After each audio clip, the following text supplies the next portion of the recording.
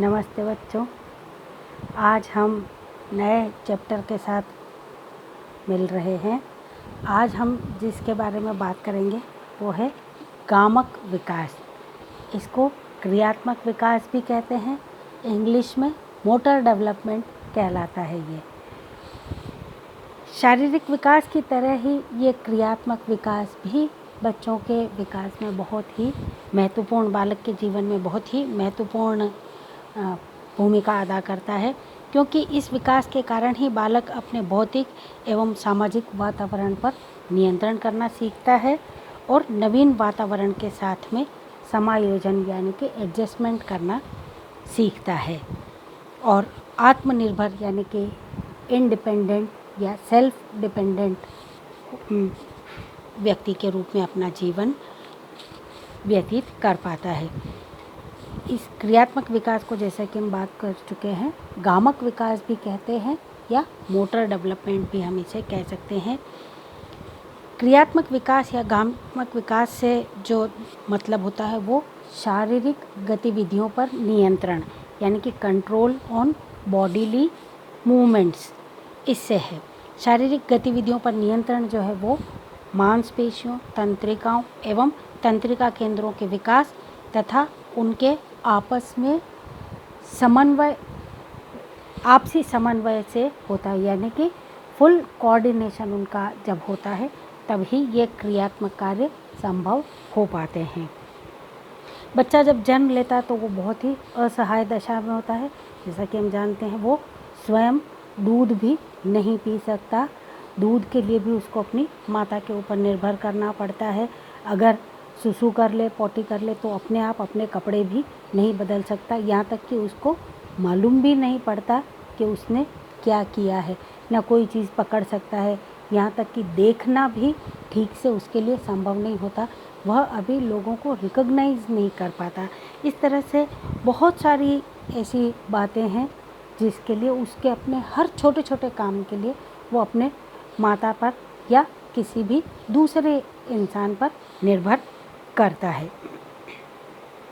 इस समय अगर शिशु की उचित परवरिश और देखभाल नहीं की जाए तो उसका विकास अवरुद्ध हो सकता है।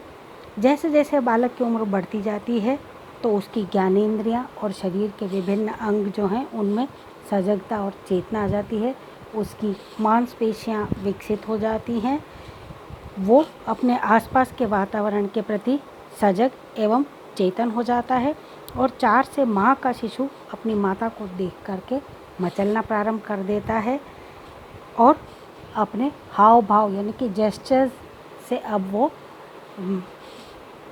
अपने हाव भाव प्रकट करता है कि माता उसको गोद में उठा ले। 6 महीने का होने पर वो बैठने की क्रिया करने लगता है। 7 से 8 माह का शिशु अपने आप खाना, अपने आप तो नहीं कहना चाहिए, लेकिन खाना प्रारंभ कर देता है। उसको अब खाली माँ का दूध ही नहीं, सप्लीमेंट्री फूड भी उसको दिया जाता है। लेकिन हाँ, ये ज़रूर है कि अब जैसे उसके हाथ में कोई भी चीज़ पकड़ा दी जाए तो वो उसको अपने मुंह में ले जाने की कोशिश ज़रूर करेगा, फिर वो चाहे खाने की चीज़ हो या कोई भी दूसरी चीज़ हो, यानी कि अब वो अपने आप खाने का प्रयास प्रारंभ कर देता है, हम ऐसा कह सकते हैं। 7 से 8 माह का शिशु खाने की क्रिया प्रारंभ कर देता है और अब वह अर्ध ठोस आहार आसानी से खा लेता है।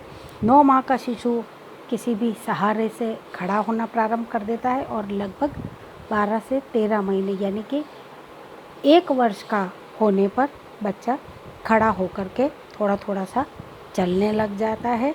उम्र बढ़ने के साथ में शिशु की ये विभिन्न क्रियाएं जैसे स्वयं खाना पीना, अपने कपड़े स्वयं बदलना, जूते पहनना, मोजों का फीता बांधना, बाल बनाना, ब्रश करना, पढ़ना, लिखना, गेंद फेंकना, चीज़ों को ढूंढना इत्यादि इत्यादि बहुत सारी क्रियाएं वो सीख जाता है।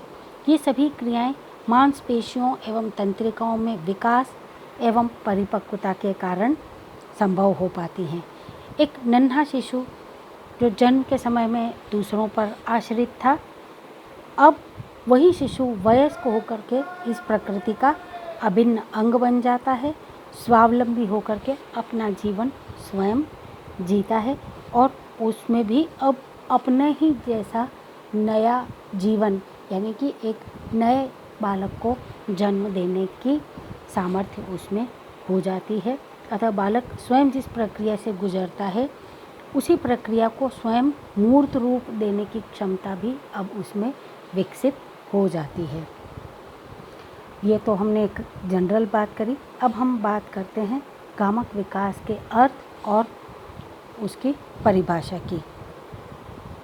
गत्यात्मक योग्यता का विकास जो है उसे हम क्रियात्मक विकास कह सकते हैं। क्रियात्मक विकास का सामान्य सा अर्थ है बालक के भीतर क्रियात्मक योग्यताओं एवं कौशल का विकास होना। To develop motor abilities and motor skills in children. क्रियात्मक विकास के द्वारा बालक अपनी मांसपेशियों पर नियंत्रण करना सीखता है। इसके फलस्वरूप उसकी विभिन्न क्रियाएं उम्र बढ़ने के साथ साथ स्वयं नियंत्रित होने लगती हैं। बहुत सारे वैज्ञानिकों ने अपने अपने समय पर अपने अपने तरीके से क्रियात्मक विकास की परिभाषाएं दी हैं। हम कुछ खास परिभाषाओं को पढ़ लेते हैं। जेम्स ड्रेवर के अनुसार क्रियात्मक का संबंध उन रचनाओं एवं कार्यों से है जो मांसपेशियों की क्रियाओं से संबंधित है, अथवा इसका संबंध जीव की उस अनुक्रिया से है जो वह किसी परिस्थिति विशेष के प्रति करता है। दूसरे क्रो के अनुसार क्रियात्मक योग्यताओं से आशय उन विभिन्न प्रकार की शारीरिक गतियों से है जो कि नाड़ियों एवं मांसपेशियों के द्वारा संभव होती है। तीसरा हरलॉक के अनुसार हरलॉक के अनुसार क्रियात्मक विकास से तात्पर्य मांसपेशियों की उन गतिविधियों के नियंत्रण से है जो जन्म के समय तथा जन्म के कुछ समय बाद तक निरर्थक एवं अनिश्चित होती हैं। उपरोक्त परिभाषाओं के आधार पर हम कह सकते हैं कि क्रियात्मक विकास का तात्पर्य शरीर की विभिन्न गतियों से होता है जो मांसपेशियों में नियंत्रण से ही आती हैं, और ये नियंत्रण मांसपेशियों एवं तंत्रिकाओं के विकास, परिपक्वता, एकीकरण एवं उनके समन्वित रूप से कार्य करने से ही आ सकता है।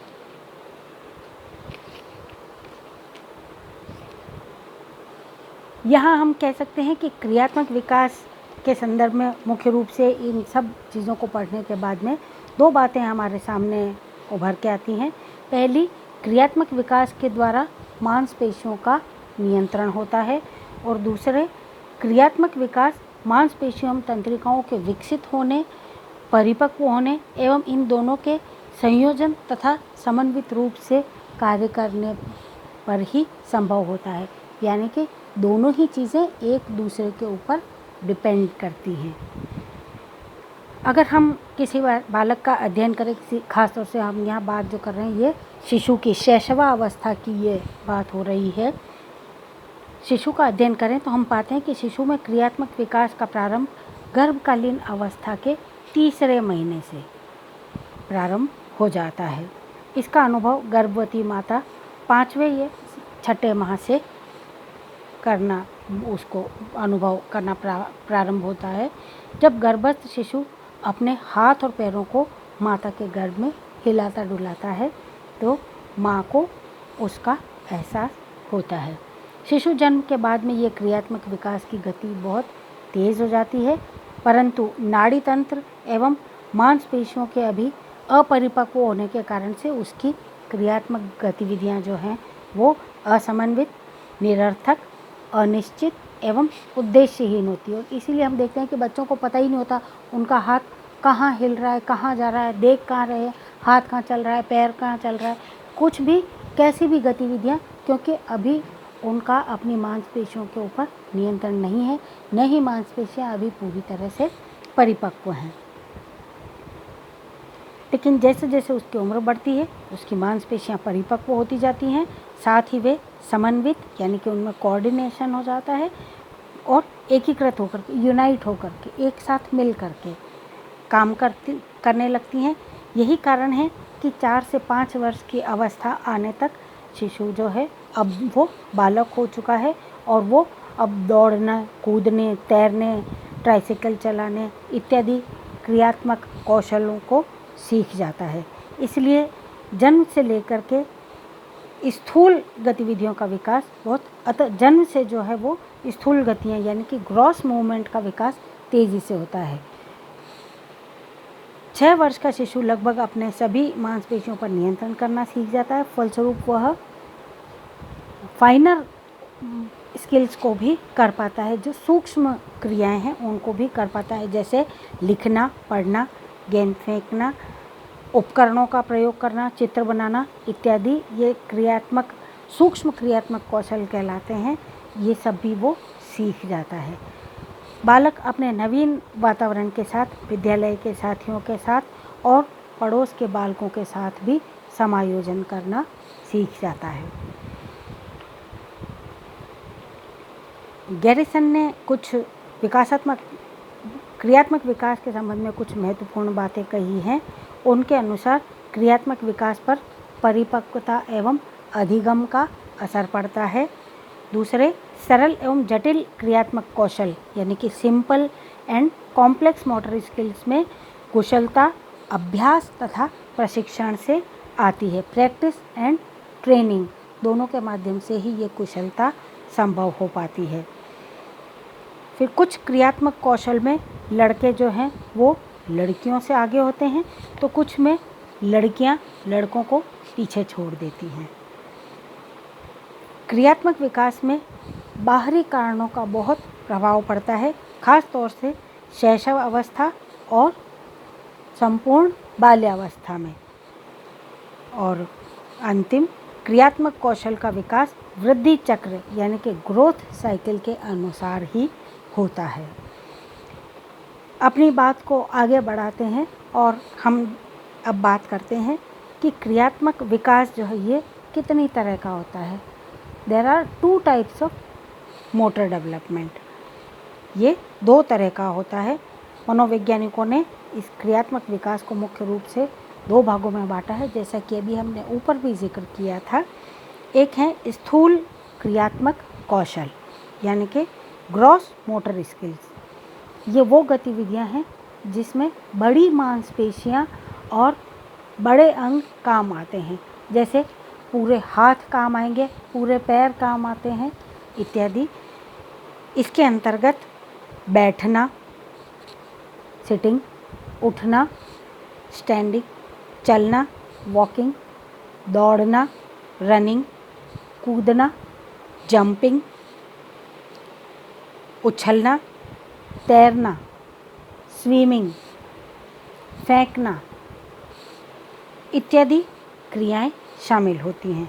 इन गतिविधियों में शरीर के अधिकांश अंगों का उपयोग होता है और जन्म से लेकर लगभग 5 वर्ष की अवस्था तक स्थूल गतिविधियों में बहुत तेज़ी से विकास होता है।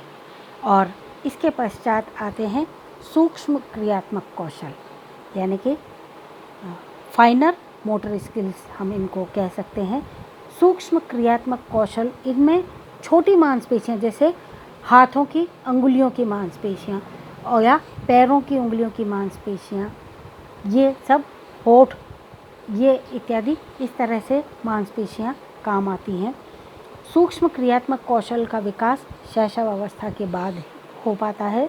इसके अंतर्गत पढ़ना, लिखना, पढ़ना यानी कि रीडिंग, लिखना राइटिंग, चित्र बनाना जिसको हम पेंटिंग और ड्राइंग भी कह सकते हैं, उपकरणों एवं खिलौनों का प्रयोग करना, कोई भी इंस्ट्रूमेंट्स हों। फॉर एग्जांपल आप देखेंगे छोटे बच्चे मोबाइल का भी उपयोग करना सीख जाते हैं। तो ऐसे विभिन्न उपकरणों का प्रयोग करना और खिलौने, टॉयज़, उन सब के साथ में खेलना, बुनाई करना, यहाँ तक कि अगर बच्चों को सिखाया जाए तो वीव करना भी वो निटिंग करना भी वो सीख सकते हैं इत्यादि। ये सभी क्रियाएं इसमें शामिल होती हैं। सूक्ष्म क्रियात्मक कौशल को करने के लिए बालकों को अपनी मांसपेशियों को आपस में कोऑर्डिनेट करना पड़ता है। जैसे अगर हम लिखने की बात करते हैं तो आँखों की मांसपेशियाँ और हाथ की मांसपेशियों में कोऑर्डिनेशन होना चाहिए कि आँखें क्या देख रही हैं और हाथ क्या लिख रहे हैं। तो दिमाग, आँखों का देखना और हाथों का लिखना एक साथ, तीनों का जब कोऑर्डिनेशन होगा तो लिखने की प्रक्रिया या इस तरह की कोई सी भी जो सूक्ष्म गतिविधियां हैं वो तभी संभव हो पाती हैं। ये थे आज 2 प्रकार के हमने कौशल की बात करी।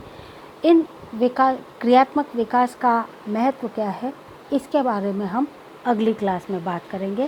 तब तक के लिए सुरक्षित रहिएगा, घर में रहिएगा, अपना ध्यान रखिए और नियमित अध्ययन कीजिए।